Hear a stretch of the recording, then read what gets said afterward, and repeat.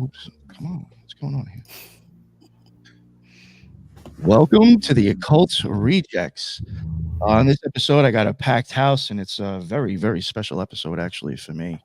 I got Lisa on with us, as usual. We got William Ramsey joining us, another guest I love having on. And I got my man, JJ Vance, as usual, with me, especially when we're talking about true crime. Today we got a very, very special guest. Well, two of them. We have John Ray and his assistant Lena. If people don't know, uh, and I do have a lot of new listeners now, so maybe they don't even know that I covered Gilgo Beach myself a few months ago. But John Ray is associated with the Gilgo Beach I guess murders. He's been around it. He's probably knows more than the average person would about these cases. And he has, I guess, my opinion, correct me if I'm wrong, you kind of got a team put together, then you're kind of starting to like look at some things that I think either law enforcement and other people are just, blindly missing it or not looking at it. I don't know.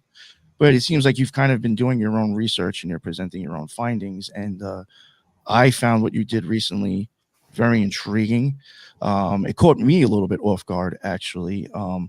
But I am not like other true crime channels out there. I think everybody should be a suspect until they're cleared. So I don't have a problem looking at family members. Just for me, maybe I'm just built different. There's no reason not to. So I did want to get you on because it even does seem like a kind of a controversial opinion, even though I don't think it is for me. So John, thank you very much again. And Lena, thank you for jumping on real quick. We'll start with you, John, and then Lena, you can introduce yourself and let people know what your deal is. But John, just give everybody a background about who you are and how you got into Gilgo. Okay, well, I'm a lawyer practicing in New York and in various parts of the country for 41 years. I am a St. John's University Law School graduate, and I've had my own practice for all that time since I was sworn in back in 1983.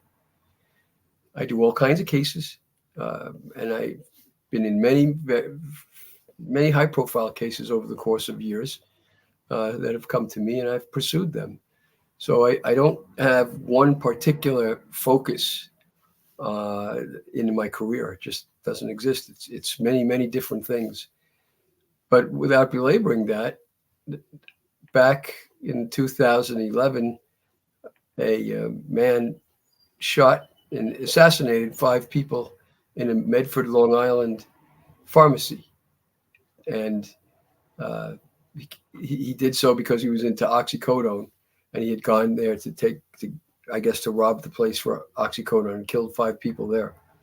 One of them had 2 children, 2 little girls, and their family retained me to speak on behalf of the little girls at the sentencing of this guy named Laffer and his wife, who was driving the car when the shooting took place. So I went there and I decided that the best approach would be to take on the personality of the little girls. And that's what I did in trying to influence the judge in really maximizing the sentences. And so it worked well, and the judge, he accepted what I had done. And one of the reporters that was there were many reporters there who I knew from the Daily News, Steve Barcelo. He called me aside and said, "Look, there's this woman, Mary Gilbert, who could use your help." And I knew about her from the TV and the newspapers. So I agreed to meet her. I did. And I agreed to represent her only to help her get the FBI to enter the case, because she was exceedingly frustrated with the inaction and the poor quality of the Suffolk County Police in their investigation. So I called a press conference in I guess it was either late December of 2011, I think it was, or early January of 2012. And we were at Oak Beach, we called it, and basically the press conference was to announce that we wanted the FBI to come in, and that the police department had bungled this thing. I think I lost some favor with the police when I referred to the police commissioner as Inspector Clouseau in the Pink Panther investigation. And because I did that, that was the end of my work, by the way, and at that point in this case, and I thought that, well, at least I thought that was the end of my work. That's all I had agreed to do, pro bono, and off I went. But the police didn't sit well for that, and so the treasurer of the Suffolk County Detectives Union, Vincent Steffen, who was a homicide detective investigating the case, wrote me a 2-page single-spaced letter immediately, told me I was all wet in the attack that I made on the police department. And he then set forth all the reasons why. And he claimed to have personal knowledge of what was on the 911 23-minute tape that Shannon Gilbert had called in fear. And he went on in detail. This is very unusual, that a detective is revealing evidence in an ongoing homicide case without apparently the official approval of the authorities, because he writes me the letter on union stationery, police union stationery, not per se on the police department's stationery. So it was highly unusual, the whole thing. And he writes right after Chief of Police James Burke was just appointed, or was about to be appointed. I think it was. That's what it was. Yeah. And only days later, Burke pops up as the chief. So I get this very unusual letter tearing me apart and explaining that on the tape, the detective said nobody was excited, nobody was threatened, there was no struggle. Shannon Gilbert was at all times calm. So were the other people who were there. And basically nothing happened on that tape. But he claimed that Shannon seemed confused and probably on drugs. And so she disappeared and was went in the marsh and died. Remember, I'm calling this press conference right after Shannon's remains were found. They were found in mid-December in 2011. So Mary came to that press conference with me. We didn't know what was on the tape. We had only Steffen's word, and it seemed very odd to me. But I dropped it until a few days later, the police department managed to publish that letter as a feature story in the letter's op-ed page of Newsday. And they had crossed out a few things, they had eliminated a few things, but it was essentially that letter. So it was a letter to me that they now published. And this, of course, incensed me that they went and did that. And I decided I would still help out the family, because I said, something's really wrong here. None of this is working the way the police normally work. Something was really off. Yeah, and I've had my experience in cross-examining detectives in homicide cases and other cases. And I smelled the rat. Something was bad.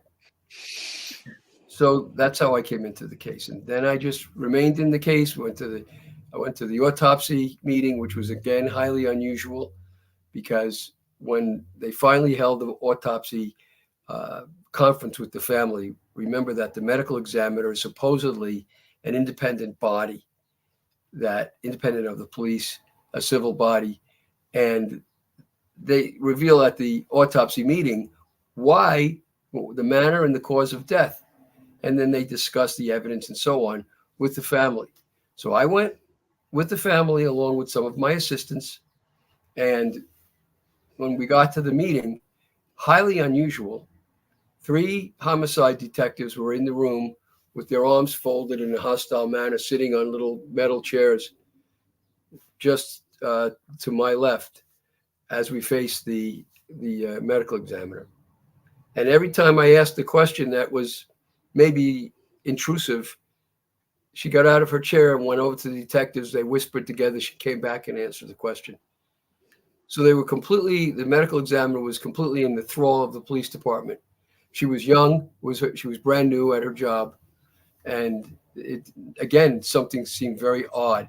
Remember, I'm asking questions. I know nothing about this case. at this point, I don't have any of the evidence that we later on developed. So that even caused me more concern. So that caused me to go into the marsh to see where the police claim Shannon Gilbert walked and how she really died. We went in the same week, the first week of May, that Shannon had disappeared. And with the same weather conditions, they chose a day for that. And we went in at the same time she would have gone in there if it was true that she had wandered into the marshes, they claimed. So quite a great deal of evidence from doing that. And I realized that the story that the police were telling, that she wandered into the marsh, could not possibly have been physically true. It was impossible. And when we went to where she was found, she was laying on a bush, face up, with a head on a bush, on a sort of an angle. The area was not. There was no water. I mean, the water was in the loam, like it would be in your grass.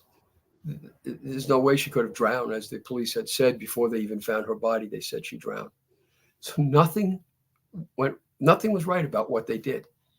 To this day, they're still insisting on the same lie. So it's almost very smiley face killers. That's how I started with the police. And jumping way forward, we sued the man who called Mary Gilbert and claimed that he had Shannon in his house and medicated her. That was Dr. Peter Hackett. And that suit is still pending as we speak. And from there, just skipping up right up to now, I've thoroughly investigated the case that for the Gilbert family, and then expanded my work when I was asked to help out with Jessica Taylor by people we thought were members of Jessica Taylor's family. Turned out we were wrong, but we didn't know that at the time. So I stepped in to help her as well, to help that situation. And naturally, this thing grew, and various victims called us once Rex Hoyman was arrested, and victims who survived him, who he attacked or stalked. And I took on their cases as well. So, I wanted to ask, what was your first initial thought when, between, you, I guess, helping and doing your own investigations, and then Rex getting hit with popped for it? What was your initial response to that? Like, did you even see that coming, or was that a surprise for you? Well, I had a tip a week before the actual arrest, or actually before the arraignment. The arraignment was July 14th. He was arrested on the 13th. But I had a tip several days before that this was coming down. I didn't know about Rex Hoyman at all, had no idea about him, but I knew it was somebody. And so it didn't surprise me. In fact, in short order, after the initial shock that he was arrested, immediately pieces of the puzzle began to form. And we could see that the case is overwhelming right away, that Hoyman's involved. And the bigger question becomes, who else is involved besides Hoyman? Do you think, and this is before we get into, I guess, the stuff that you did on the presentation, one more question. Do you think there could be possibly multiple people? I do believe it's a reasonable question, a reasonable issue as to whether or not there are other people involved with him in his pursuit of his game.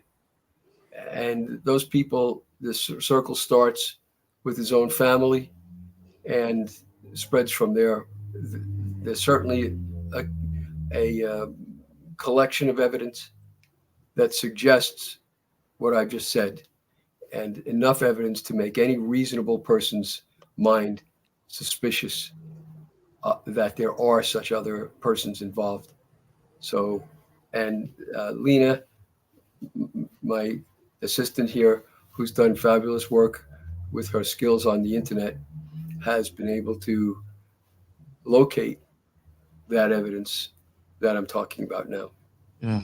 Oh, real quick, Lena, I don't know. I'm sorry. I might have actually skipped you. You may not have got to introduce yourself. No I'm Mr. Ray's legal assistant. So I handle all of the cases that we have in the office, and I'm also a researcher. Before I became a legal assistant, I was very interested in, I guess, what people call parapolitics, and especially parapolitics as it pertains to the phenomena of serial killing in the United States specifically. Oh, that's interesting. Okay. All And right. those are JJ, was there anything? I know. Well, I was going to ask this, and then we'll get to the slides. I'm sorry, but I just thought maybe this might be good to bring up now. When it comes to, I know, like kind of law enforcement. John, I'm not exactly sure. I may from some things that you have said, I would assume that maybe you do think law enforcement might even be dropping the ball or be a problem. Law enforcement Like into law enforcement that's involved with even that area of the case.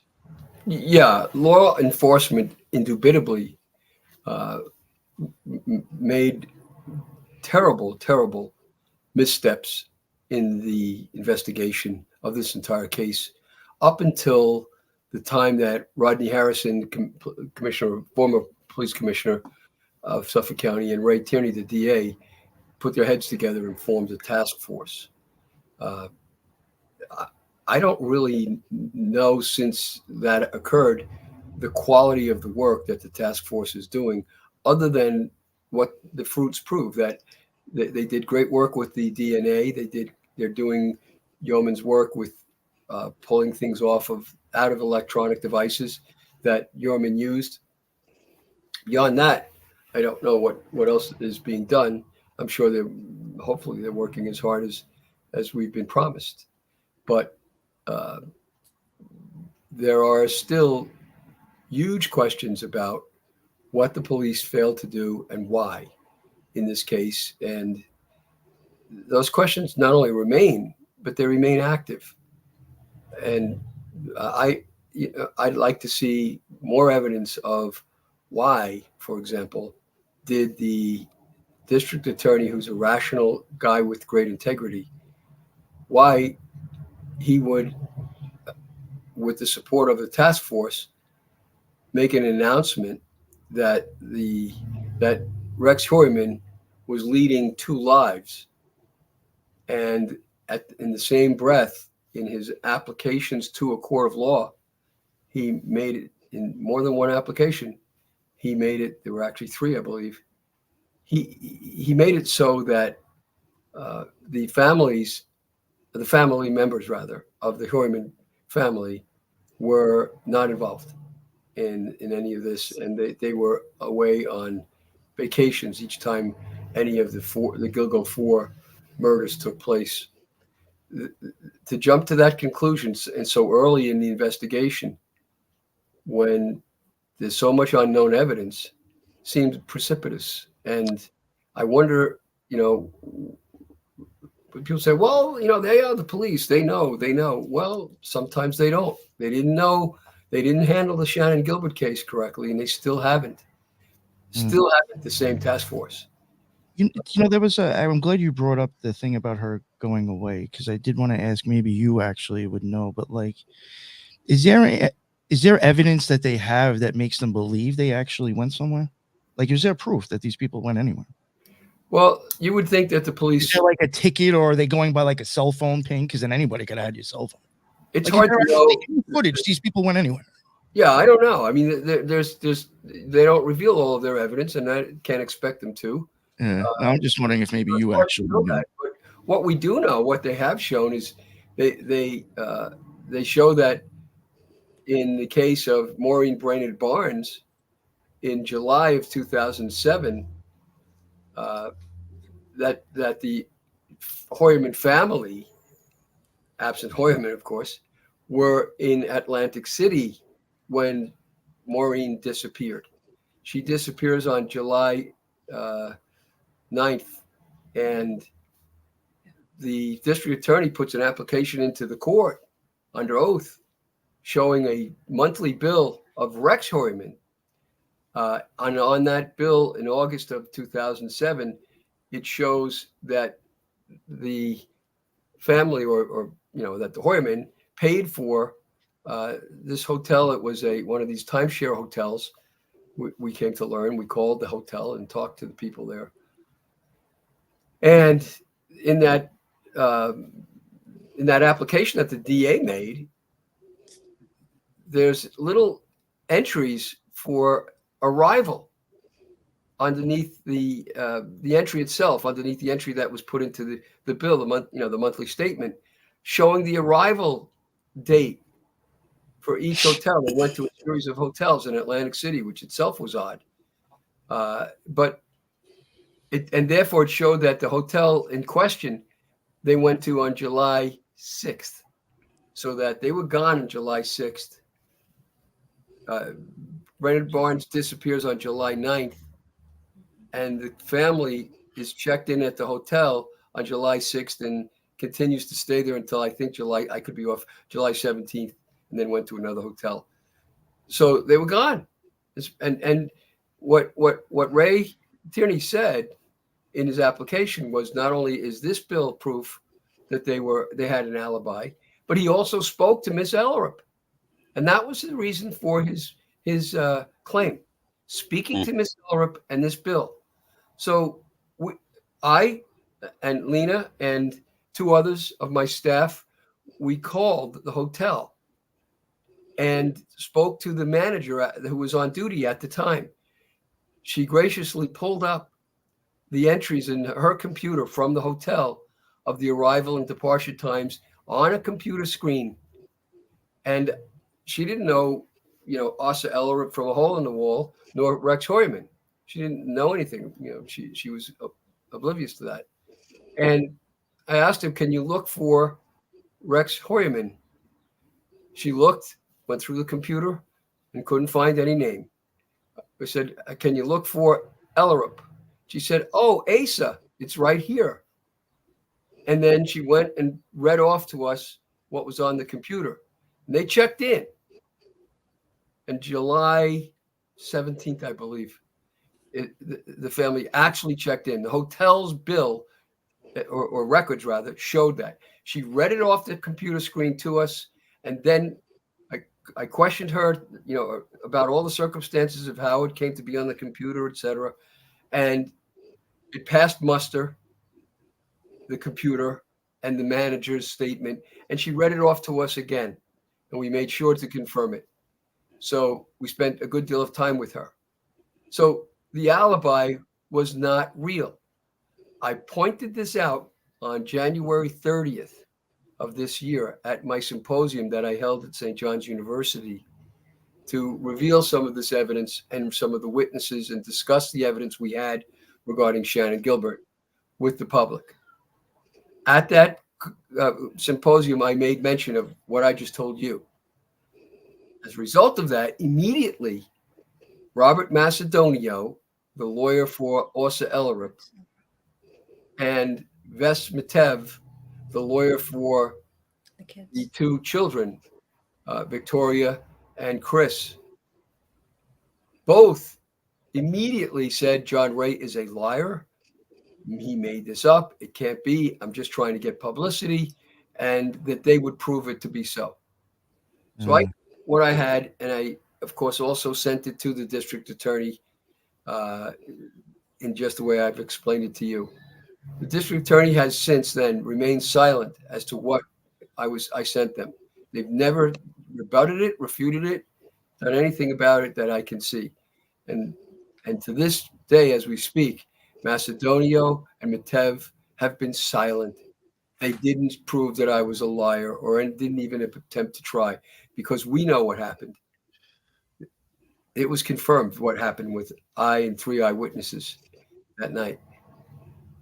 So, I thought it was interesting with that. I saw that lawyer, the lawyer of the two children recently, I think, trying to deny your claims. Yeah. I saw him on something, True Crime Network or something like that. And I think he was like trying to give reasons about like why her art is the way it is. And like I've been saying, and I think I mentioned it to you earlier, and we'll probably get to it eventually. I do think when it comes to the occult or witchcraft, I do think you're getting that probably more from Asa and her sister. And I think maybe that's why Victoria is the way she is. But they did mention that her art is because she's highly influenced by Francis Bacon. And I was like, you just added to my theory.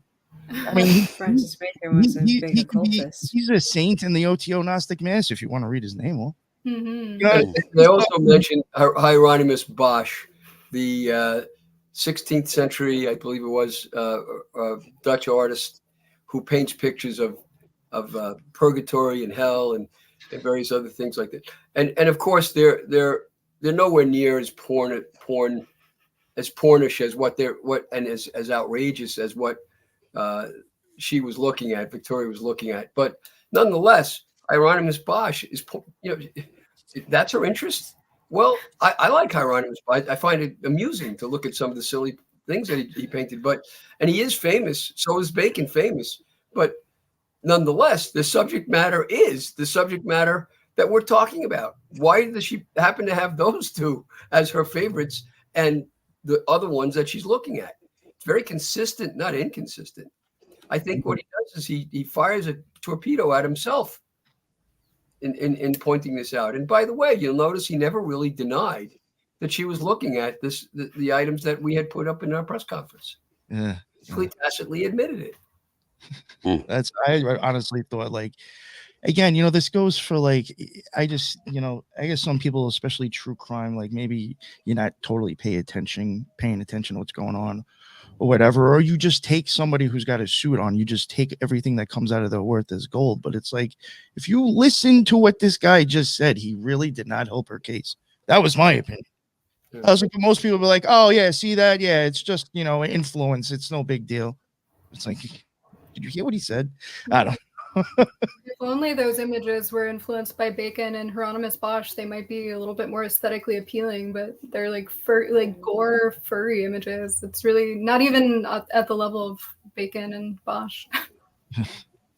If I can say something real quick, that I'm so glad, Mr. Ray, that you are saying what in terms of with DA, because I felt that the moment that the DA was speaking, that the push for the family being innocent was very contrived, that immediately he went into this whole, they were not in the country, they were not in the location. I mean, it was almost in the same breath of, we arrested Rex, but no, the mom and the children are not involved.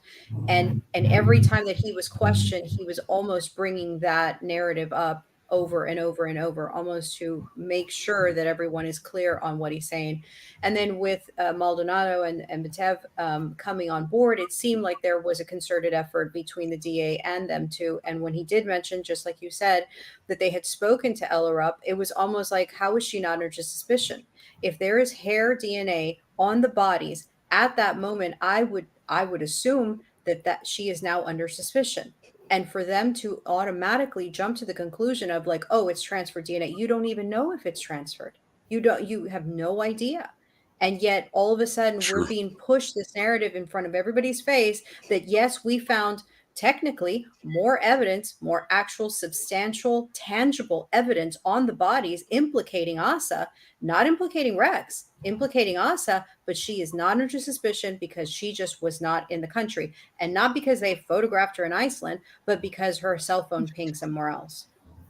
And if you're not going to use, I mean, if you're going to, I guess use the pinging of Asa being in another country and say, well, that's substantial, or what is it, like subjective, then you can't use Rex's ping either, because you're using both on the same level, but yet you're not including the hair DNA, which we will get into later because I have more questions about that. But I'm so glad that you said all this, because it is contrived. It seemed contrived, and it seems like a concerted effort. 100%. Well, consider this though. This is educated guesswork, as almost all investigations are, until the final real evidence is gathered together. Mm-hmm. Well, the district attorney is bound to present what his team shows him, just as I am, and therefore what he was shown by his police workers and detectives is very much going to control the outcome of what he presents to the grand jury. Now, I don't know if Åsa Ellerup and Victoria Hoyerman and Chris Hoyerman testified at the grand jury. I have no knowledge of that. I would assume if they're cooperating and speaking to the DA, as the DA suggested that Åsa was doing, that they would have been used in the grand jury, because after all, they're witnesses. They're witnesses to so much in the Hoyerman history. So there's a good chance that they were called into the grand jury. That would mean that either they were given immunity, meaning that there was guilt, but they were allowed to testify nonetheless, or being totally innocent and told they were not actual targets, they testified without immunity. Either way, that creates a problem if that's true. But if that is to say, if it's true that they actually testified, or any one of them testified in the grand jury, now becomes the problem. Once the DA has presented this information, if he did through the Hoyermans in any way to the grand jury, he's stuck with that story, isn't he? Yes, he is. That's the story, and that story that they appear to have. They're very clever people, by the way. They're not the slugs that they tried to appear to be when they were first interviewed, by no means. And they appear to have sold a really bad bill of goods to the district attorney, and well, maybe not him personally, but to the staff that is involved in this investigation. I don't know that to be true, but I'd say it's a reasonable speculation. In any event, they certainly have much more information that's guilt-ridden in type of information than was first revealed. They definitely attempted, this Hoyerman family, to conceal from the public and from, I guess, law enforcement accordingly, who they really were. When they first appeared, you see Mrs. Hoyerman come out looking like this, bedraggled, worn out old lady with a walking stick of some kind, and barely able to think and talk, and sort of looking around. And her daughter comes out dressed as a 13-year-old schoolgirl with a little bun on the top of her head and these draped clothings and a school bag over the front rather than over the back. And with the sleeves were even covered over her hands.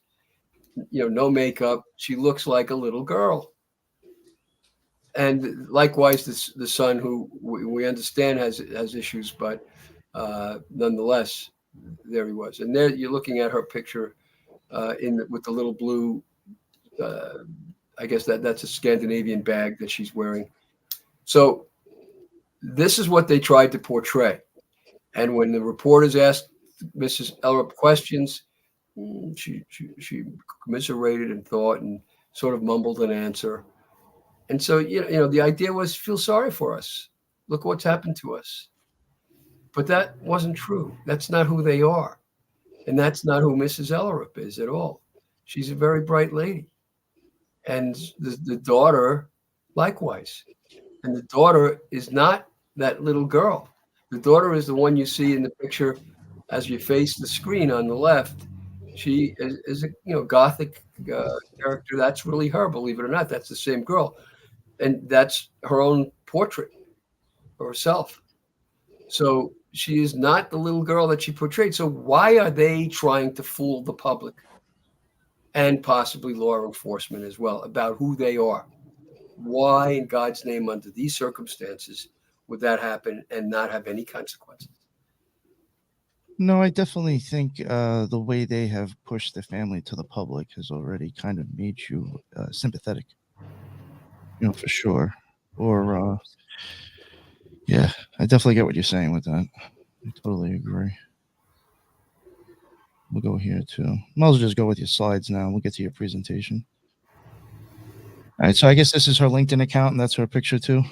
Yeah, you'll notice the most interesting part of this LinkedIn account is at the bottom. She says she volunteers for Bidoe, which is a Best Friends Animal Society partner in New York City. They also have a Hamptons location, I believe. But yeah, in her LinkedIn, she links a website to her art, venandemodtour.art, which has been taken down. You can find it on the Internet Archive. And yeah, but the Best Friends Animal Society connection was very interesting to me because Joanna Ellerup, the sister of Asa, I would not be surprised if there was a similar connection there. She's very interested in rescuing animals. She has lots of pets. She espouses a lot. She's seemingly an occultist, and she espouses a lot of the rhetoric that Best Friends Animal Society does, specifically about pit bulls. And I was able to find that on her Facebook. She did adopt a dog from a Best Friends Animal Society partnered shelter. I'm sure a lot of people have, but that's the closest I've been able to find. Yo, that is, I'm sorry, I can't help but laugh when you mention the Best Friends animal. I mean, I just know of them synonymously being associated with the Process Church. Yep. Basically, like, animals. Like, wow, that's just so weird. And she's a furry. Yeah, it's really a good thing for animals, I guess.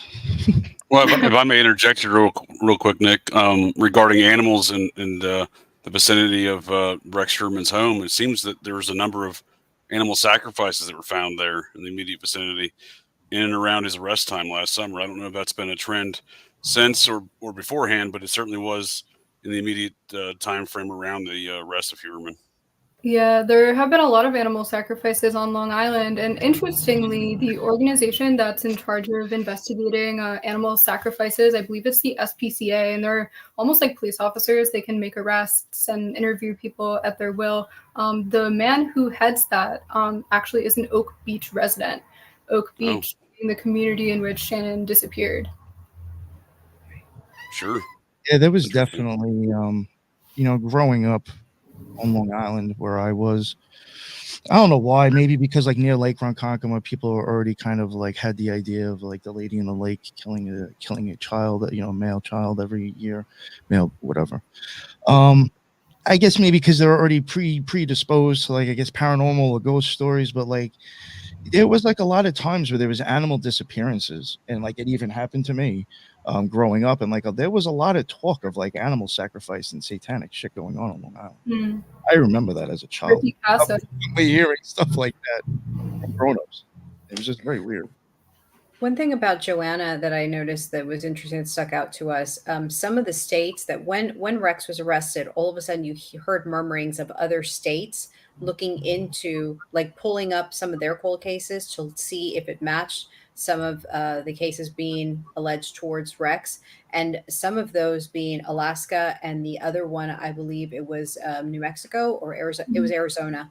Yep. And what was interesting is that Joanna Ellerup has a pharmacy degree with actual licenses in New York, Arizona, and Alaska.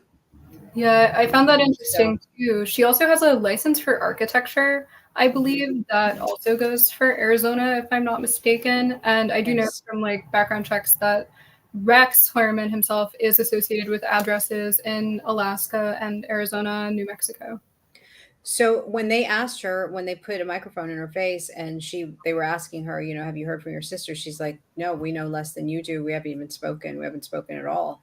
Mm-hmm. And yet, no, I mean, how would you not? If it almost seems like they're connected with the actual places of being. Well, there's a good modicum of information regarding the sisters' interests that we've been able to find on the internet, and her interests are also like Victoria's and like Oss's, for what little is left of Oss's social media, because she took it all down. They're interested in human sacrifice. This is the sister now. She's interested in pagan.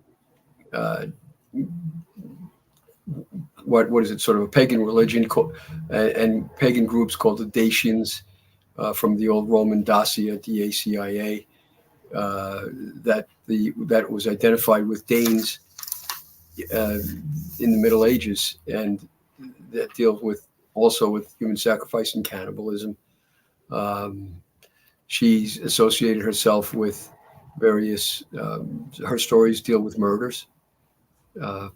just other things that we have, and This is Joanne, right? You're talking about Joanna? Joanna. Joanna, yeah. Yeah, yeah, yeah, yeah. Taken a look at her Facebook ever.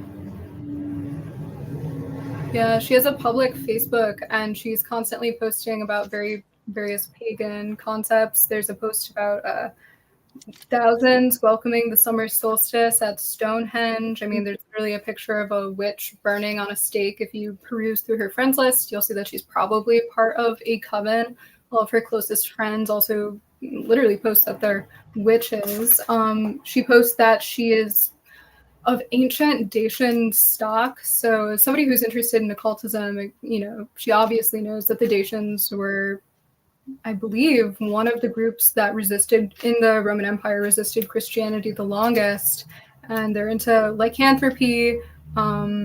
And I believe somebody commented this on a YouTube video. I have to do more research, but that they were famed in battle for like inducing hypnosis, which I also found interesting. Yeah, and what's the best part, I'm just looking at my notes here. On her Facebook, she posted some books that her mother had owned, and she said she's held on to them for 35 years. The books are Harvest Home and Crowned Heads by Thomas Tryon, and a book called The Q Document. Harvest Home is essentially like a retelling of The Wicker Man, but it's set in New England, so it's about, pagan agricultural ritual sacrifice. Crowned Heads is sort of like a novella of vignettes. One of the vignettes is actually, have you guys heard of the Ramon Navarro murder in Laurel Canyon? Yes. No. Oh, maybe I didn't forget. Almost like a Mansonoid conspiracy in which a Golden Age actor was murdered. It seemed ritualistic. It was on Halloween Eve too. So that's one of the stories that Mom Ellerup was looking at. And the Q Document is even more bizarre. It's by a guy named James Hall Roberts. It's a pseudonym actually for Robert Lipscomb Duncan. I'll just read what it's about really quickly, but this is the blurb that it gives when you go to buy this book. In Tokyo, Cooper, spiritually and emotionally gutted, has sold his mind to Victor Hawkins, who has, quote, most unusual traffic, end quote, in documents and human beings, little girls. Cooper's work is to appraise and verify papers and letters, among them now the Q Document, once in the hands of a former Jewish scholar who became a Nazi. The document, a contemporary source for the four Gospels, has a potential for heresy which could destroy Christianity, and once certified, Victor plans to sell it to the Red Chinese. Cooper, partly through a Father O'Connor, tries to make him see the spiritual light, partly through Miyoko, an 11-year-old child he rescues and hides from Victor's trafficking enterprise, and partly through Willa, his mistress, is moved to act. If he can't disprove the document, he is ready to destroy it. And sort of like a occult spiritualist tale that deals with Nazism and child trafficking. So those are the books that Joanna is saying that her mother possessed, none of which are very normal.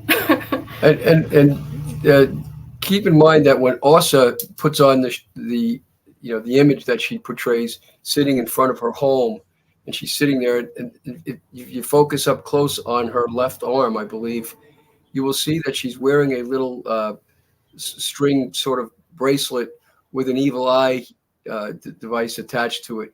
Now that comes from the Kabbalah cultish movement that the people who follow the Kabbalah, and it's not just Jewish cults, but many of these other Satanist and other type cults, similar cults, they follow it as well. And that particular item is mentioned in the Old Testament, and that's why it makes its way into the Kabbalah, and it's been a cultish symbol that they use. And there she is, right, with that on. I mean, why is she wearing that right on the camera? Well, I can tell you this, John. If you do a little bit of work on the actual hair sample that was collected off of the bodies, it belongs to a very rare haploid group. And so hair in itself is mitochondrial DNA, and it's only maternal based. You don't get any paternal base out of your mitochondrial DNA, and mitochondrial doesn't degrade as fast as DNA in and of itself.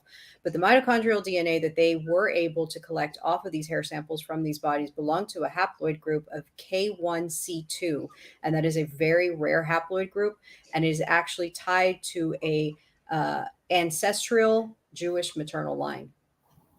with some occurrences in Germanic lines that are more, up further into the Netherlands and so forth. Well, that's interesting. I'm not aware of any connections with Judaism in any way with these people. Nor am I saying that they are, but the actual DNA says so.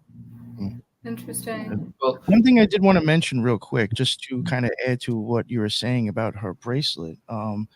This is another. I find this very weird, and this is why I was even saying I think your work really helps add to some of mine that I did in the past. I mean, no lie, probably within 2 weeks of Rex's arrest, we were already covering on my show, thinking that Asa and his sister might have been involved.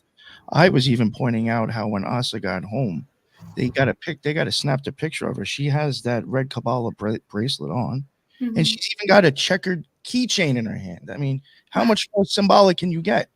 Interesting. And keys in general. I mean, keys are very occult, but you got a checkered thing with that, and then you got the red Kabbalah bracelet on. Just to me, I do think that there is definitely Kabbalistic influence. We know that Joanna certainly was interested in the Kabbalah. I want to credit Desert Rain, by the way, on Twitter. I believe her handle is Hoya Flower, but she's a really excellent researcher, and she's like some of the stuff that I'm talking about today. Like if I do talk about some Twitters of Joanna's, this is stuff that actually Desert Rain showed to me. So shout out to her. But Joanna on her YouTube, and I can send you guys these links too if you don't already have it or have already seen this, but she watches videos and she's favorited videos about Luciferianism, Gnosticism, and the Kabbalah. Yeah, I definitely think there's Kabbalistic influences, and not to get like too out there with it already, but I don't know if you've ever heard of it, but I do also think some of it seems very close to certain stories or chapters in Aleister Crowley's Book of Lies. There is a Peaches in that book who also gets separated from her child. There's Babylon, which has happened in the town of Babylon. There's Oyster Bay. There's actually a lot of weird, even numerical and people's names that tie to that. Some of the chapters in that book. It's kind of odd, actually. Well, I mean, there are a lot of coincidences that are coincidences. Yeah, it really could be that. That really could be that. But I do think that there is. What's at issue rather is not that.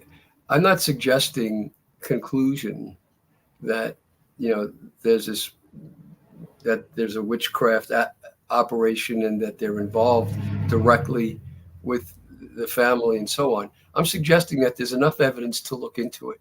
Yeah. Why in the world would this woman be wearing a Kabbalah bracelet in the picture when she appears in front of the public?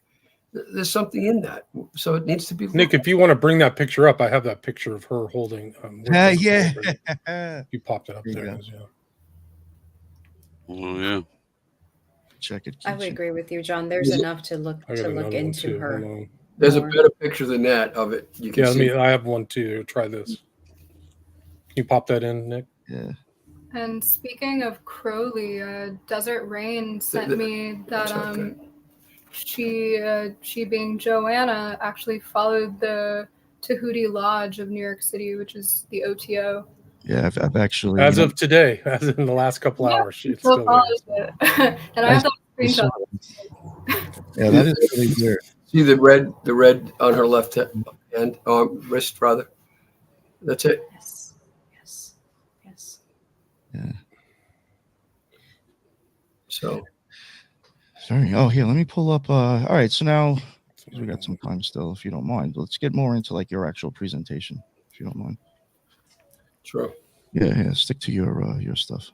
Get back to it. With that picture, you mean? Yeah, I guess. Well, no, this is just one of her outfits. Now, this I think you're saying that outfit should not be ignored, because if you look at it, under this, you have to look at these things that we're looking at, such as this photo, under the circumstances. The circumstances are not neutral. This is not just some ordinary 27-year-old girl who decides to, that day she picks up that particular blouse and she likes it and walks around in it. Look at the picture. She's coming there. I think she's coming from her house. I could be wrong, but wherever that day, she chooses when she goes in front of the media to wear a shirt with a human skeleton on it. Bad taste, sure, could be, but under the circumstances, could it be more? Is she making an announcement, just I like she does with yeah. the drawings and paintings she's made and the things that she's looked at? I think, and I think somebody had said this in the chat before. Sorry, I can't remember the name, or I give you credit, but they even made a good it was a good opinion. I thought, even the way that she looks should still, in some way, probably reflect the family life. So, like what I'm getting, like I think what they're getting at, regardless if you don't want to think that she was actually involved with the crimes, this is probably at least a side effect of something going wrong in that house and that family. So I mean, even regardless, I think that still could be, if people don't want to look at it that horribly, I think you should still at least wonder, well, is there an issue, and that's why she dresses like that. But I'm with all the negative people who cast aspersion on the work we're doing, they'll say, "Oh, look, he pointed out a shirt, and that's enough evidence to convict her and make her part of this." And that'll be the tag. That's just not what I said, nor what I meant, and yet that's what I've been tagged with by some of them, the opposition, so to speak. They on the internet, by the way. yeah, Right. like which doesn't really matter then. Out of context. I'm really saying it's just another piece that's very consistent with the entire picture that this girl herself has managed to paint, Victoria, that is, through her own work and the work that she was looking at. And there's more. I mean, there's someone posted recently. I was on Saturday morning, I believe, very early in the morning. I was up getting ready to work, and on the Reddit internet, believe it or not, was posted other works of Victoria, drawings that she had made, and they were very consistent with the other pictures that she had been looking at. That post had been taken down almost immediately, and the comments that came with it. But it was That's, I think, is another weird thing. I think Lisa had mentioned it to me when we were talking about this situation, that it's like, why are you pulling this stuff down right away as well? Like, that just looks suspect in itself.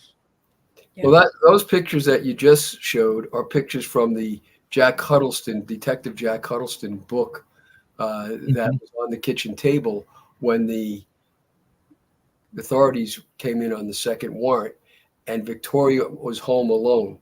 That book was on the kitchen table, and it contained all those horror pictures, as well as dismemberings of sex workers. So that Has horror. it been released? Has it been released why they issued a second search, or why they issued a second warrant for a search? What was the reason for them submitting? I don't know. I mean, they haven't. We don't have any dispositive claims that I know of in that regard yet. We will, though. It will come. Yeah, no, for sure. But look at that. I mean, Oh, jeez. Is that what you keep on your kitchen table? I was just thinking, like, oh, this is what you have on a coffee table? Right. Some people online are outing themselves as literally having this on their coffee tables.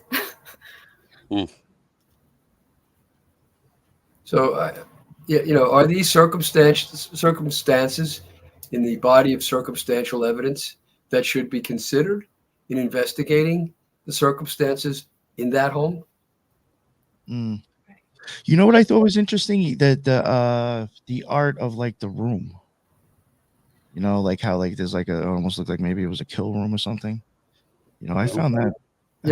Talking about the girl, the beat up girl, the big picture that they seized.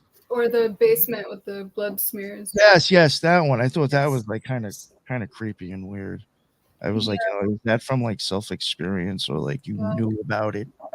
That was from the account Lyra, and a lot of people have come and said that because she was following 30 different accounts on Tumblr. That doesn't necessarily mean that she was a fan of Blue Lyra specifically, though 30 accounts is really not that many. Some people follow hundreds and thousands. But Victoria on DeviantArt only followed about 4 to 6 accounts, and Blue Lyra was one of them. So it is certainly a blog that she is interested in. And all of those like horribly grotesque images were circulated by Blue Lyra, including that one. That's interesting. JJ, I know I ended up getting off of it before, but like, wasn't there some stuff that you even had like weird questions about like the police and connections and stuff? Sure. No, it's not a problem. Yeah, John, it's great having y'all join us. Appreciate y'all's time joining us for this conversation. I've actually been following this case myself. Seen a lot of your interviews and press conferences over the years, especially relative to comments around James Burke, who to me still seems like an interesting person in this case. So I'd be curious to understand kind of where you see that, where his circumstances fall into this whole scenario still, and how that kind of fits in with the new revelations that y'all have discovered. And also, it seems like Rex Heuermann has some familial connections within the Suffolk County Police Department in the upper ranks, and maybe you have some thoughts on that as well. I believe it's his first cousin, once removed. I believe it was the former captain and deputy commissioner, leading up to the time where James Burke testified in some important trials, I think in the late 70s. So kind of butts up to that same time frame. It just seems like there's a lot of inbred nature to this law enforcement community of Suffolk County surrounding this case. Yeah, I think that Heuermann's connection to the police through his family comes through Nassau County Police Department. And, is it Nassau? Okay. Yeah, and it's his uncle, Craig, who was a chief assistant to a great police commissioner of his time, Francis Looney. And I knew Francis Looney growing up. I knew the whole Looney family. I grew up with some of the family members, and they're great people. They're not. There's no implication about them at all. But Looney's assistant, and Looney was a very powerful man.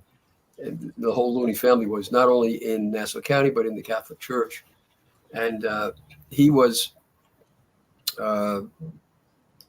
assisted by Heuermann's uncle. So there were connections there. I don't know what they mean. I as I sit here now, I have no idea if they mean anything whatsoever. Sure. But I mean, at least I looked, to see what was what on that score. The Heuermann has other really weird connections through his first cousin from Merrick. Now, mind you, he's from Massapequa Park. Merrick is a 10 to 15 minute drive going west along Sunrise Highway to another South Shore community, which is Merrick, and they're contemporaries of one another. His cousin, his name was Kenneth, I believe, and Kenneth Heuermann, and Kenneth became a Lutheran pastor. So there was a very strong connection in Rex Heuermann's family with the Catholic Church. I'm going to ask about this. Very strong connection with the Lutheran Church as well during those ecumenical times of the 1970s and 80s, and in the churches, the respective churches. Well, that Heuermann was a pervert of the worst kind who had tortured little children and ended up, I think, going to jail for it. He was accused of terrible, terrible things that he did, and Lena can expound upon that. But we'll hold that thought and frame it for a moment.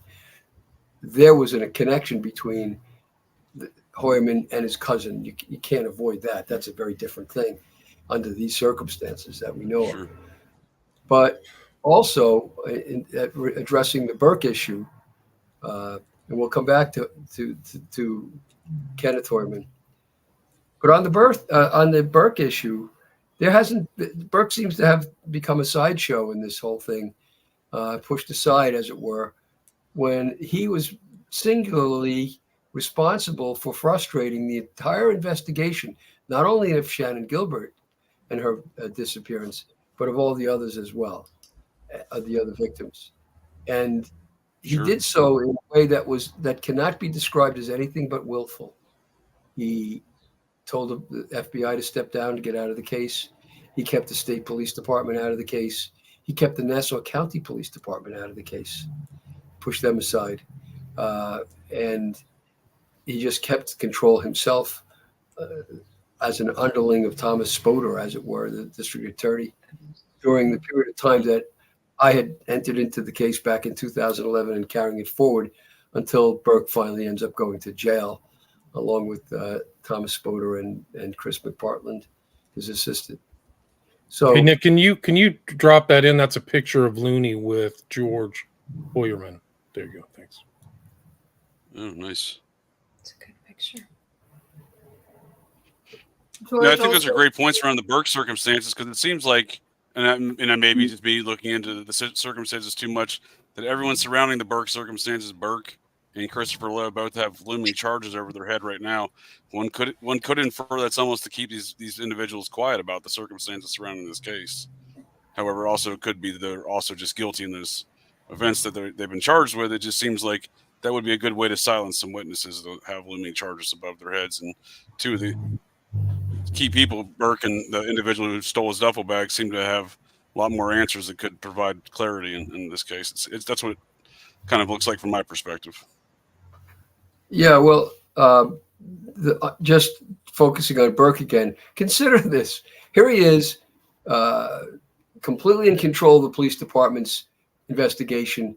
Now he gets busted for slapping around, punching around Christopher Loeb as he's held in the precinct, because Loeb broke into Burke's car and found a duffel bag filled with porn that is later on claimed by Loeb to be snuff films, but certainly was some kind of porn. And so Sure. he gets beat up. Then there's a cover up of that, and all of a sudden Burke topples from the pinnacle that he was on, and he goes to jail. Now, mind you, this is a guy whose predilection, while he was a narc cop and while he was a street cop, was for sex workers. And so much so that that when he found Loretta Rickenbacker on the streets in Amityville, he made her into his girlfriend. He allowed her to have his gun twice, and he got busted in rank as he climbed up the ladder in the police department. So it was because of sex workers that he got in trouble in the first place. I know a lot about what happened with Loretta Rickenbacker because I became her lawyer. Oh, wow. And she told me a great many things about the behavior of Burke. He liked he dressed in silk underwears, girls' underwears, and he liked to dress up as a girl. And he was kind of like the passive actor. He wasn't the aggressor in their sex trysts, and they would smoke crack together. He would take that girl, well, of course, this is years ago, he would take her, Loretta, to police functions. She'd get all decked up, and he would bring, you mean to tell me the police department didn't notice that? And yet they Sure. promoted him? You think that Spoder alone could have affected that? I don't think so. I think it had to be a lot of people in the middle and upper ranks that helped Burke climb. Why did they do so? Well, that's a question that's never been answered. And then there's a white, Loretta was African American. Then he has a white sex madam who is running a prostitution ring out of his home with a beeper. And he brings her to these affairs as well, dresses her up, and off they go. And he lives with her. So, and this person, by the way, the woman who ran the escort service with Burke, she now lives in Rhode Island. Rex actually had an apartment down the block from where her house was. And when Burke was most recently, I believe this is according to the Daily Mail in 2023, but when Burke was most recently arrested for soliciting somebody in a park in Farmingville, I believe an undercover officer, he was driving a rental car with Rhode Island plates. Oh, wow. Yeah, he's kept that connection in Rhode Island. And consider that. Now, here you are. You've been humiliated, disgraced in every way possible if you're Burke. And now he goes under those circumstances, knowing that he's certainly persona non grata, and finds his way to a place which is notorious for gay men to troll and pick up Yeah, other I people could have told you that. on Bald Hill. I've never been there. I knew that. If you live on Long Island, you know what's going on over there. It's like the rest stops along Long Island Expressway, a similar place. And he goes there. I've had clients from that place who got busted for exactly what Burke did. And then he goes and he doesn't just sit passively waiting for somebody to knock on his window, right? Which is what happens there. But instead, he is the aggressor. He's knocking on windows and asks to give oral sex to this guy. All right. Now, who turns out to be a park ranger or something. God. So why in the world? Did anybody stop and say, okay, so he's sick. Okay, he's got a problem. Okay, all that. Okay. Does it ever occur that that problem is long-standing and it was supported by, encouraged by, grew hand in hand with members of the police department? Sure. Mr. Wright, didn't Spoda have a history with Burke in that he groomed him or that he found him? I think he had something had happened either on a playground or something in high school that he was arrested for assault or something like that, if I'm remembering that correctly. The Pius case? Yes. John Pius? Yes. Yeah, well, that's even a fractured story. I mean, I remember it so well in the book King Jimmy, the author Gus Garcia Roberts. Garcia, thank you. Spends a lot of time on that case, and I was involved in every other case in that book except for that case. It was before I had my practice started. So, but in any event, John Pius dies a horrible death as a little boy. He gets knocked off his bicycle, and these other boys are a little gang, a little group who Burke belonged to, and his brother apparently belonged to as well. And this group shoves rocks down this poor little boy's throat and kills him. A horrifying thing. Spoda was a prosecuting district attorney on that case at the time, and he had Burke as one of his key witnesses in the grand jury to testify against the kids who did that. Burke claiming he wasn't present when this occurred, but that he knew about it from some of the others that were involved in this. And it was bizarrely, and I think wrongly claimed, that this was over a stolen bicycle that this occurred. I don't believe that for a minute. I believe it was over sex. But in any event, Burke is involved right from the beginning in this nefarious type stuff, and then he gets promoted. He joins the police department, I think, as a cadet, moves his way up in the ranks. You can't convince me. I know the police well enough. You can't convince me, at least, and I don't think any reasonable cop would differ with me. You can't convince me that it was Spoda alone who managed, through all of Burke's troubles with prostitution and the like, to get him promoted all the way up to chief of police alone. That is extremely unlikely. Cops who notice every detail, that's their job, that's the way they live, didn't notice the details of Burke's life and allowed him to climb the ladder of success. There's something very wrong with that whole picture, that story that hasn't been told yet. But Burke, I think, he doesn't play a peripheral part.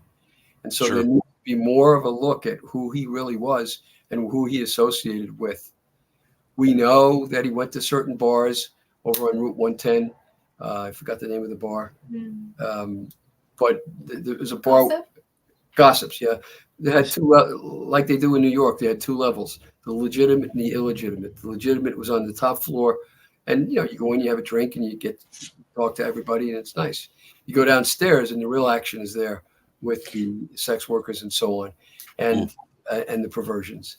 And Burke would go there. Bissett would go there.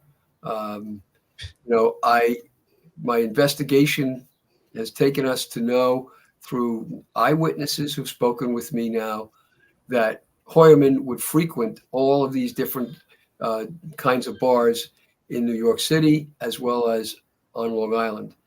Bars are illegitimate things going on, and where girls are doing strip dancing and then things get out of hand, shall we say? And I have eyewitnesses who identified him in these bars. So these are the same bars that Burke frequented. There's much more to be looked at. The trouble that I would think the task force has is keeping control of the evidence, keeping the focus. And sometimes what happens with police is that they've got the big fish, they caught them, and they don't want to be distracted by the little fish. So they try to keep everything narrow in their investigation, and a lot of things get ignored as it goes along, just because the sheer volume of information dealing with these cults, for example, dealing with people in bars. So in New York, I mean, just in Long Island alone, just in New York City, and then we have Philadelphia, and we have Virginia, and we have Las Vegas, and so on and so on and so on. We have north of Boston place. To track it all is just an enormous task. And I give those, if the task force is doing that, good for them. I mean, it's what should happen, but it's extremely hard to do. Sure, I think those are great points. I mean, I have a career in Air Force military police as a background for 20 years in my background. So I can understand what you're saying as far as, you're not really producing these kind of activities within a law enforcement organization unless the culture within that organization is kind of accepted amongst some other parties. So I think you're on point with that for sure. Yeah, and it's interesting. So you're saying that Bissett's the guy that was a distributor of the burlap sacks in the region, right? At the landscaping business. Well, we don't know if he distributed those sacks or not. We have no idea of that. Sure. But he was one of the local regional distributors of burlap sacks in general, right? Well, he was that. He was one of the largest wholesale landscaping operations on Long Island. He I remember that. Deer Park and one in Medford on Long Island. And his name keeps coming up. And Dominic Barone, who was the head of I guess he was chief of police, I think he was chief of police back in 2011. He held a press conference when the wires went crazy, and so to speak, in the internet world, saying, "Aha, Bissett is the guy," because of the burlap sacks that were found. And he held a press conference to say, "No, Bissett is not a suspect in the case." So Bissett kind of disappeared after that in terms of the interest in him, but it should not have. That should not have happened, because Bissett was involved with some of the real characters that are important in this case. Sure, it sounds like it. Yeah. Sometimes in a peripheral way and sometimes in a direct way. But, for example, Long Island is a multifaceted, many different communities, hundreds of communities. He's right. I can definitely co-sign that. Separate communities. Oak Beach is the teeniest one of them. It's got 600 people in the association, something like that. It's a tiny little, and set up way off from the main land of the island. It's on the beach, basically. It's a beach community. With that in mind, when Shannon runs from Brewer's house and knocks on doors, and Coletti's door, and then goes and knocks on Mrs. Brennan's door, in that little tiny circle of people that I just mentioned, and their houses, which are just near one another in a very tight circle, is the house of a man whose son was a very close friend of Peter Hackett's son and Thomas Canning's son. And Sal Aversano was the owner of that house. When I took the testimony of Thomas Canning, the man who was called by Mrs. Brennan to come look for Shannon when Shannon had pulled and tried to get into the door of Brennan's house, Mr. Canning testified and blurted it out on his own. I hadn't even asked him that he was very upset as a landscaper. That's what he was for the Oak Beach community, because he bought all his wholesale goods and he went and made terms with Jimmy Bissett. Oh. And he said the thing that really ticked him off was that you never hear of a wholesaler competing with his own customers in the street, right? It would be crazy. Bissett personally came and serviced Sal Aversano's property in Oak Beach. And this ticked off to no end Thomas Canning. And he turned against Bissett for that reason. Point being, Bissett was directly involved in the Oak Beach community. What in God's name is going on there? Sure. That of all places, that's where he managed to violate all the rules that he would normally follow for profitability purposes. Sure. Does that make any sense? But I have that under oath. I have that testimony. In addition,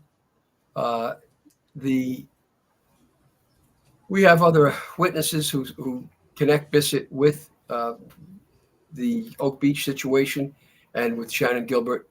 But we also have witnesses who've now come forward who've said that they personally experienced Bissett at a bar in a dance club on Long Island with Rex Hoyman. Wow. And that Rex Hoyman was there, and he would frequent this place. He was a regular in this place where he would receive massages, and he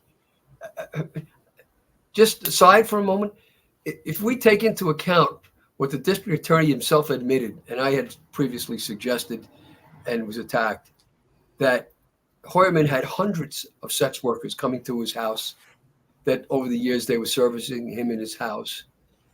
You take that, you take the murders that he's involved in, and you take all the other circumstances we know about Hoyman.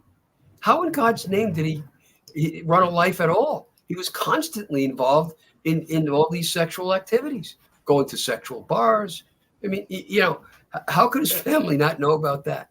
And here we have now witnesses coming in saying, yep, that's, and then a BDSM bar in New York City that he would frequent. Wow. And there's eyewitnesses to that too. Pandora's box. And I noticed some of the comments on the talk we did with you, William. People commented that Roger Stone had frequented Pandora's box. If anybody has more information on that, I'd be really interested in hearing about that, because I had no idea. Either did I. William, So I guess I digress, and I was going to digress from the question of Hoyman's cousin, and Lena was going to talk about that.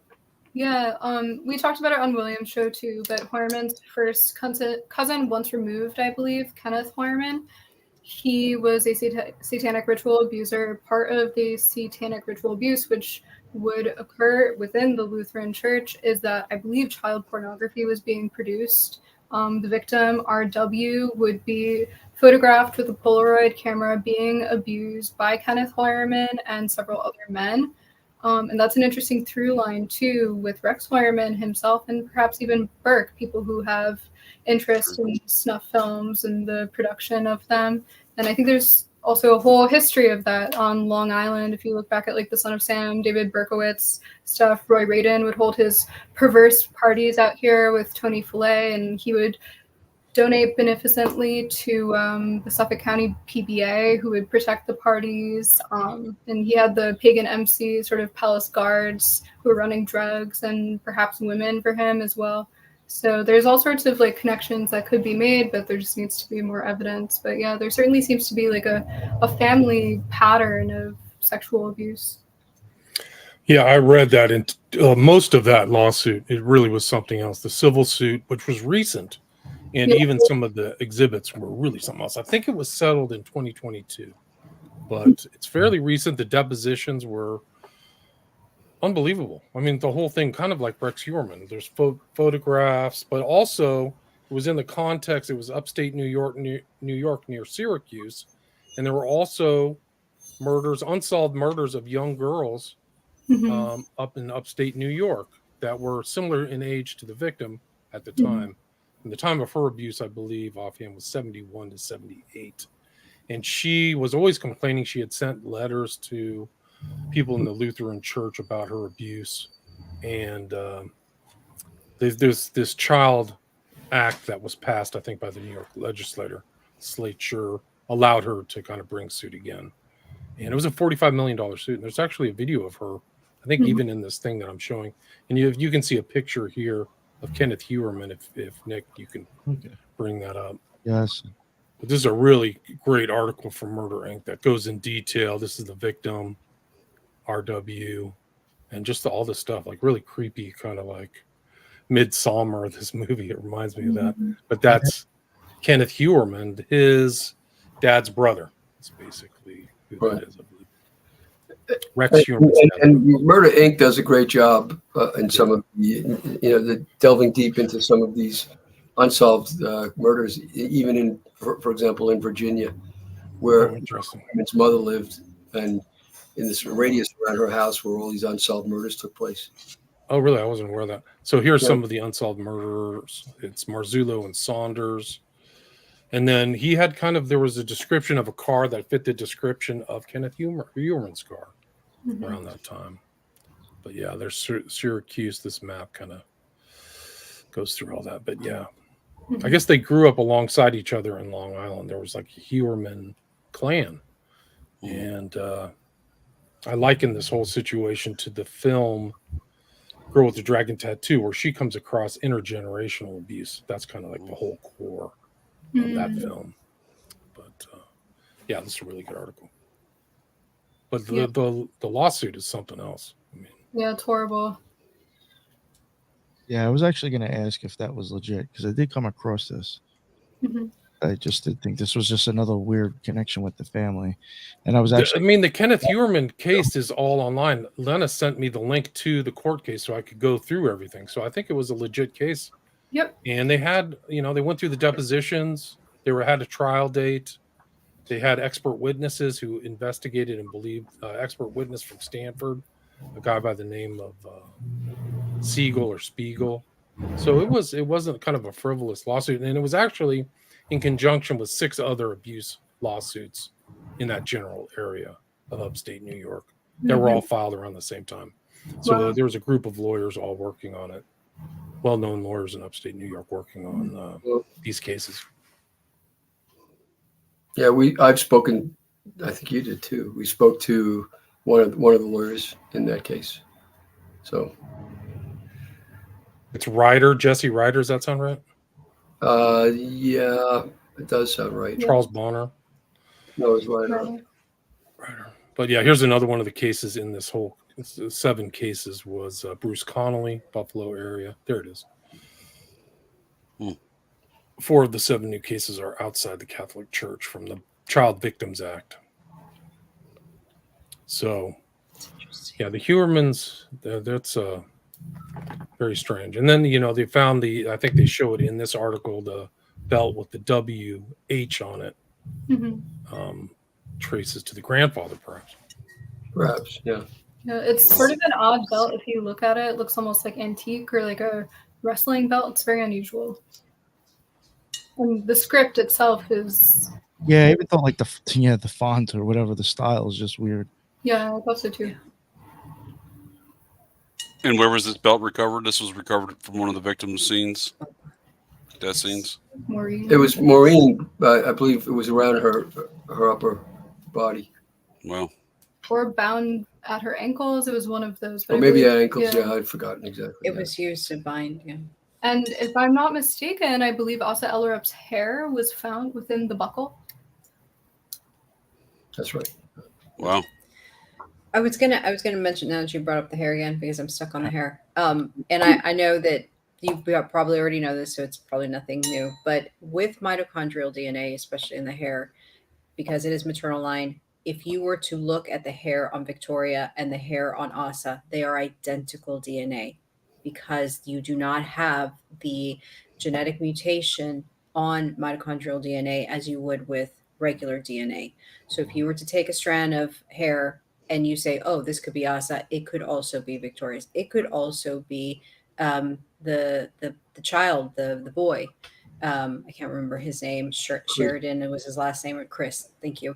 And it could also be identical to Joanna. So that is something also to consider with hair mitochondrial DNA. Fascinating. They're identical. I'm not talking about just like it's This is why sometimes you don't use hair DNA. Interesting. Yeah, I do find the DNA, even stuff with this case, just weird. I don't know.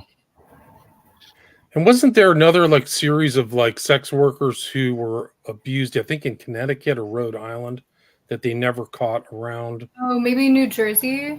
Atlantic City. Yeah. No. There was another one. I'll have to look in my records. Are you talking about the ones that were buried along the beach or up there? I think so, and it was by the coastal town, maybe Newport or something like that. Yes. But they were never solved. But they kind of fit these types of crimes. So somebody kind of made, it's not that far. If you cross over Long Island to get to Connecticut, maybe an hour, 2 hours. It's not Atlantic City. I'll find this other one. It's something else. It's in my notes. I believe it maybe Massachusetts, William. No, give me a sec. I'll find it. Yeah, I believe victims along the highway in Massachusetts, perhaps. Yeah. Every state, probably. Yeah, there's a lot of those cases, aren't there? Yeah.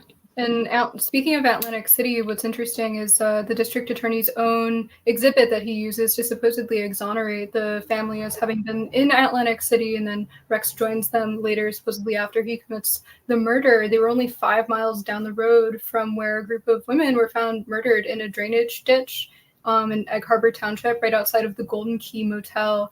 It's interesting because those women, if I can remember the names, I know it was Molly Jean Dilt, Barbara Brader, Kim Raffa, and maybe another woman. They were found all positioned eastwards with their heads faced towards Atlantic City. They were missing their shoes, and they were all strangled. They attribute these killings to somebody called the Eastbound Strangler, who has never been caught. Interestingly enough, Jessica Taylor's pimp, Khalil White, in a letter to a judge, I believe in a human trafficking case in the mid-2000s, he writes to the judge, and he is trying to check on the condition of his car, which he says he left at the Golden Key Motel. So there's all sorts of bizarre connections. Yeah. And the Hoyerman family, at the same time that these women are found dead, are staying only 5 miles away. It's crazy. Seems very odd, yeah. Yeah, the whole Hoyerman experience of this alibi, raises questions. For example, it was put about in the beginning that Asa was in Iceland 4 times that these girls disappeared. She was in Iceland only once. And in Iceland, there's another connection we've discovered, which from the very beginning, I kind of like to say, well, I told you so. I suggested that the investigators should be looking into Iceland, what's going on over there with the Hoyerman family. But she was in Iceland, supposedly according to plane tickets, said the DA, but only for one of them. The other times she was in Virginia, I believe, Maryland was another one. Maryland and New Jersey, and something like that. So in all those situations, other than Iceland, you don't really know if she stayed there or if she came back. None of those places are very far away from the site where these things happened, or Long Island anyway. And we don't know how long those girls were held. I was just going to say that. Yes, we don't know if. You know that there's approximately 3 days that goes by from when she disappears to when her body is found. That much you do know. So there's a 3-day stretch. God knows what happened during that time. But if you look at what the Hoyermans were looking at in terms of these pictures and the statements, so important, the statements that I read at the press conference that were associated with these pictures, and you see that they're into long-term torture of girls. If they are into that, which it seems to be so, at least in their minds, in what they're looking at, then wouldn't it suggest that maybe the girls who were actually killed were also held for longer periods of time, which would mean that the vacation stretch, the alibi falls apart because there's no evidence about when the girls actually died and when the Hoyman family came back from vacation. Sure. And finally, you have this other point on these alibis. Shouldn't you turn the prism around a little bit when you look at the evidence and say, wait a minute, if every time he killed the women that we now know of, the Hoymans were on vacation, doesn't that suggest maybe that was planned? Sure. Yes. If they're all in on it, I mean, at least it's a suggestion that should be looked at. Not I thought that too. What's the odds? Come on. It seems like a concerted effort. And was Rex procuring them for, for whatever? And when she got back, they're waiting for her. I mean, who's to say that wasn't the case either? Sure. That's yeah. I mean, you can get. Who knows? William, was there anything else maybe that you wanted to add or ask John before we start to wrap it up here? No, not off the top of my head. Thanks, though. Thanks for the invite. Appreciate it. Yeah, of course. And what about you, JJ? Well, I appreciate the invite, and John, Lena, thanks again for y'all's time. I guess the only lingering question I kind of think that bothers me with some of the activities that you all have presented relative to the family is, does their attorney, as Mr. Matev, is that his name? Is your former law associate, Mr. Ray, I believe, right? Yes. Does he maybe have a unique perspective? Like, where does he fall in as far as representing his family? But I'm assuming maybe he has some perspective relative to the Gilbert case. Given that Gilbert hasn't been connected to the Huerman case, I think it's clear there's not like a conflict of interest necessarily, but it seems like he would have a unique perspective in his representation of the Huermans relative to some of the other circumstances surrounding all this activity. Yeah, well, the first question should be, why did these two women and the son actually, but why did the two women go immediately and get lawyers? They lawyered up. Sure. Innocent witnesses do not do that. And the police all know that. We all know as soon as you lawyer up, there's a problem there. You can't do anything about it because there are constitutional protections for that, but you can't deny that is very often an indication that something's up, something's wrong. Sure. They lawyered up before there was any question of them getting money from Peacock, and before there was any question of me accusing of Orsa Ellerup of possibly being in the circle of suspicion. They had already their lawyers. So why? Nobody's answered that question. There's no need for lawyers if you're just bystanders. And they get paid an enormous sum of money, each of them, and the lawyers likewise for this representation. The real question to me, JJ, is this: isn't there an inherent, really large, looming set of conflicts in the representation by Matev and Macedonio? Because if Matev and Macedonio are not paid to do what they're doing by their clients, they're being paid by Peacock. Yeah. And Peacock is not paying them like a relative who's helping out another relative and lays out the money. Peacock is paying for a performance to be shown to millions of people. And they've invested $1.1 million to the family alone, plus $400 to Macedonio and $200,000 to Matev. Wow. These people are beholden to the people who paid them. And that includes the family. So are they therefore witnesses in the case, the family? And are they then being paid by an outside source to perform for the outside source? That's a great point. The conflict is overwhelming. This should not be allowed in any, even if they're not actual witnesses, but potential witnesses, the Harriman family, the conflict still exists. And what happens when Peacock wants one thing to happen, or suggests that things be set up this way or that? I've done enough media to know how they operate, right? Sure. And Huerman doesn't like that, doesn't want that to happen, or the DA doesn't like that and doesn't want that to happen. what happens then? Since the money's been paid, it's stunning to me that these issues have not been presented yet. That's why I like. I mean, I again, some people don't like looking at it like this, but I mean, financially, some of the people in that family have really benefited from this situation as well. Huge. Wasn't there a conflict with Matev? I'm sorry? Wasn't there a conflict with Matev because wasn't he suing for a FOIA for Shannon Gilbert, and that he was seeing resistance from Suffolk County PD, and they were giving him the runarounds or something like that, and he was kind of advocating. Did I read that wrong? Say that to me again if you don't mind.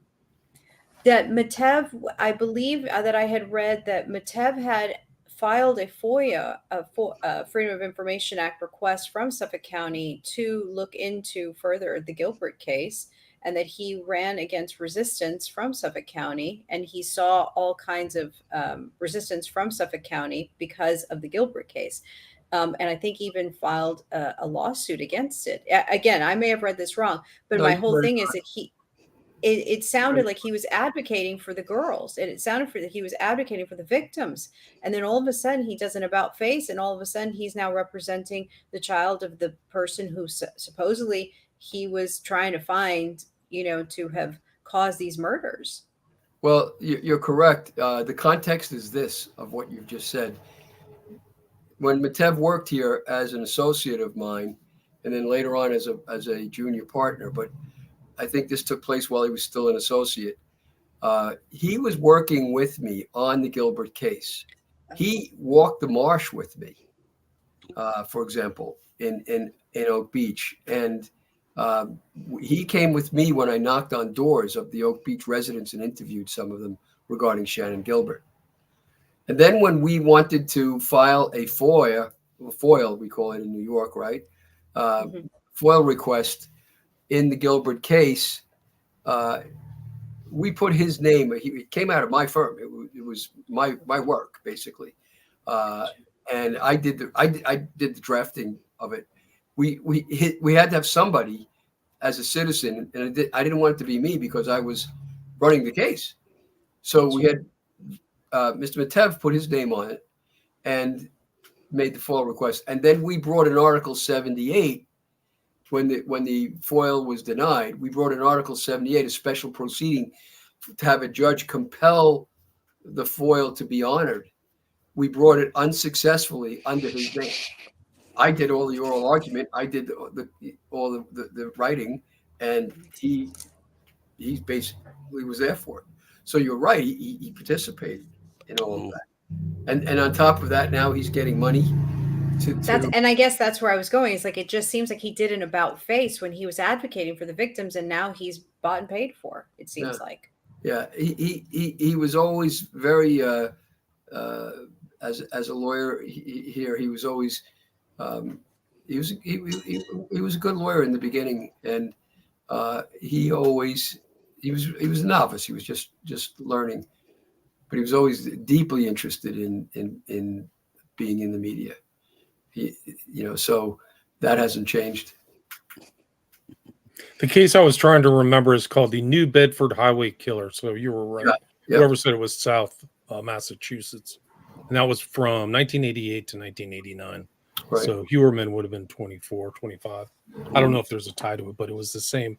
It was 11 victims. And nobody was caught. Yep. I guess I want to ask you before we wrap it up. Are you like, what's next? I mean, are you kind of done? Are you still researching? Any other? I guess we'll be expecting to hear more from you eventually. You will be hearing a lot more from us as we go along.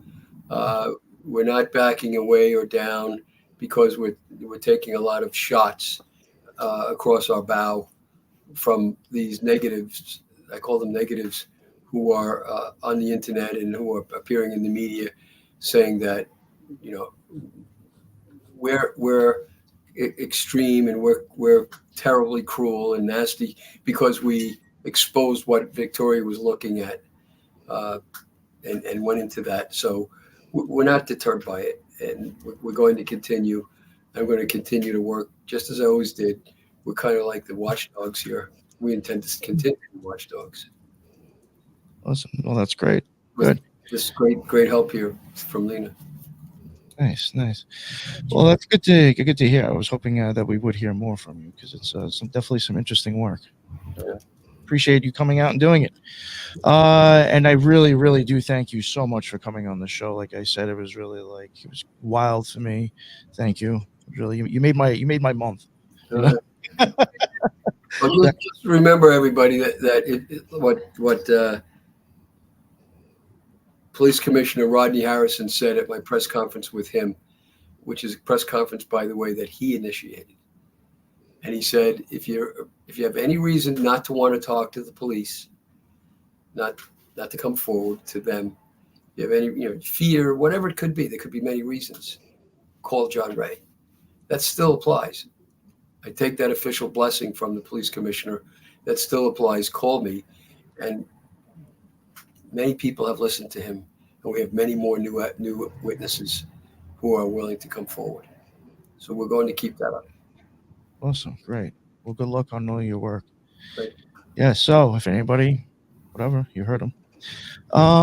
Is there anything you want to plug or anything you want to advertise for yourself before we wrap it up? Or We do have a GoFundMe because all of the work that we do on this case is pro bono. The GoFundMe, if you just Google, it's called Magdalene Dismiss. That's the non-for-profit charity that we have. But if you just Google Magdalene Dismiss, GoFundMe, you'll find our GoFundMe for the charity. Awesome. Okay. Magdalene, like Mary Magdalene, and Dismas, like Saint Dismas. Okay, and it's a fund that we use just strictly for charity, for paying for some of the expenses of this enormously expensive work that we're doing here. Yeah, definitely isn't free. William, thank you very much again for helping make this happen and joining us. JJ, thank you very much for jumping on. And as usual, Lisa, always love having you on and having your perspective and what you can add.